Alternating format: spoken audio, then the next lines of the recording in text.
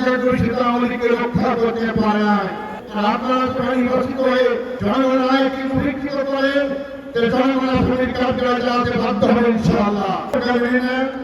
সংসদ চলবে আগামীকাল থেকে, সেখানে ঘোষণা দেন যে আমরা ভালোভাবে বাস্তবায়ন করার জন্য সংবিধান সংস্কার করব, তার জন্য পদক্ষেপ গ্রহণ করবেন। আমরা সংসদে যারাই আছে আপনাকে সহযোগিতা করব। আর যদি না করেন, আগামী দিনে আন্দোলনের জন্য মোকাবেলা প্রস্তুত হন। আমরা হাসিনাকে 16 বছর সুযোগ দিয়েছি, সেই শক্তি আপনাদের নাই। সংখ্যাগরিষ্ঠতায় মানুষের ক্ষমতা রাখে না।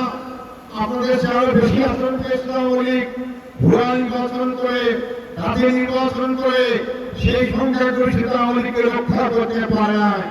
সেই রক্ষায় করে দেশ থেকে পালাতে বাধ্য হয়েছে।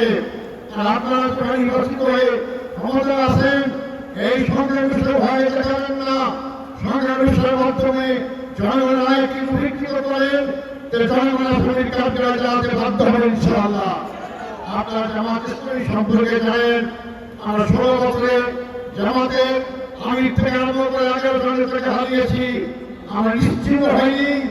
আমরা 2008 সালে মাত্র 2টা আসন পেয়ে আমরা আজকে 68টি আসন নিয়ে সংসদে আছি।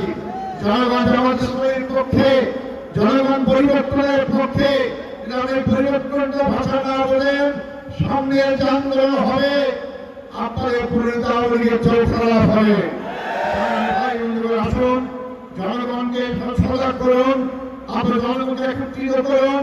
যদি সরকার ফলক হয়ে দাবি মানা নাই, আপনারা 11 ঐক্যের যে ডাক যখন হয়ে আসবে, আমরা শান্তিপূর্ণভাবে সরকারকে সেই দাবি আদায় করতে বাধ্য করবো ইনশাআল্লাহ। এই দাবি আদায় না পর্যন্ত সংসদেই আমরা ভূমিকা পালন করবো, রাজপথের উপর অঙ্গীকার ইনশাআল্লাহ। সেই আবেদন রেখে সেই দাবি জানিয়ে আমাদের বক্তব্য